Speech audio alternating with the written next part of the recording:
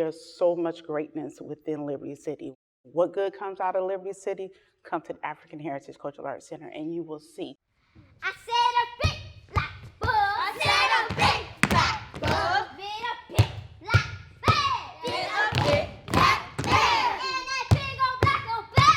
And that big old black old bear. He bled blood. He bled blood. He bled blood. He bled blood. So my name is Marshall Davis. I'm the managing director here at the African Heritage Cultural Arts Center. The African Heritage Cultural Arts Center started as the Model City Cultural Arts Center back in 1975. So it was developed through some funds from the federal government, from the state, and from the county. So all this money was combined to create this facility because there was nothing culturally orientated within this community. There was not even at that time a movie theater. So there was no real way for kids to express themselves or the community to express themselves in the arts. Somebody's calling my name. Here in Liberty City, some of our most positive experiences have happened here. So there's a lot of talent here that's just waiting to burst forth. And it's very important that this community have a place that is accessible to them. And we try to keep a very Afrocentric program because that's our primary client.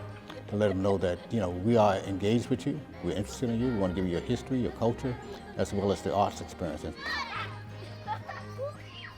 So when the students come in for classes, when they get here, they meet with our staff that's dealing with their homework and everything. So they have their homework, they have their snack. Then at 4:15, they begin their class process. So our 5 through 10-year-olds have a set schedule that they have everything that we offer. So their dance class, their drama, musical theater, so forth and so on.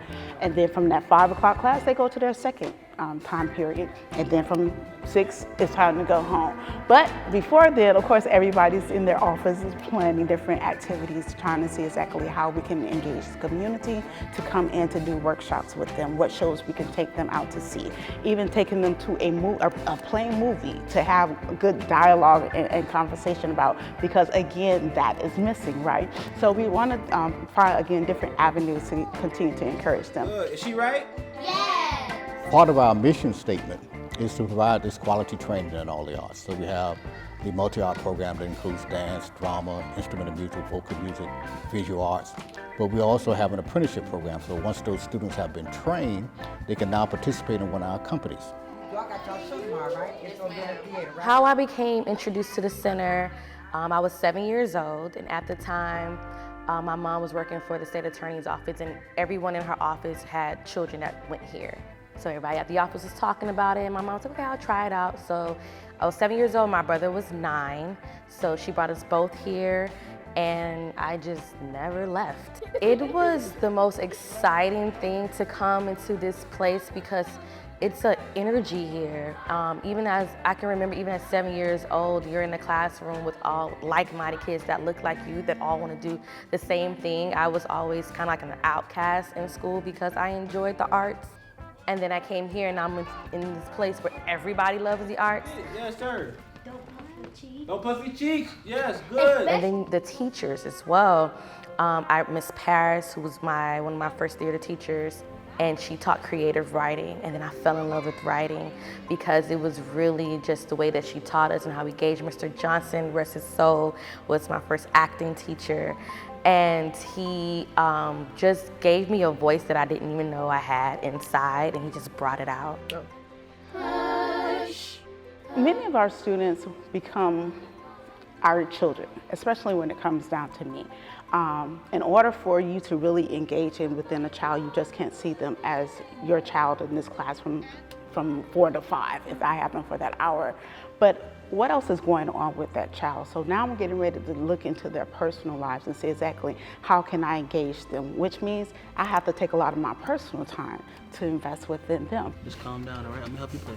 So if everybody else is giving up on them, then they need that one person to be able to look at them and say, I see your potential, and let me invest in that potential and continue to push you and continue to put. That's the greatest investment and the greatest award ever that you can ever receive. So the students that we have come to this program have really excelled, some on different levels. So we have some like Tarell McCraney, who's got an Academy Award, Tony Award, Genius Award, teaching at Yale University. We got Robert Battle, who's a noted artistic director for Alvin Ailey. My own kids came here. Marshall Davis Jr. was a Broadway performer, was in the movies, those kinds of things. But we have these other folks that's been to the program, going to New World School of Arts, going to Michael Crop, or just going back to school, doing better academically, feeling better socially, having a better concept of themselves. And that helped them because art gives you a chance to express yourself, find out what's inside of you, and let the world know who you are and how you feel. When I call your name, get on whatever van, okay?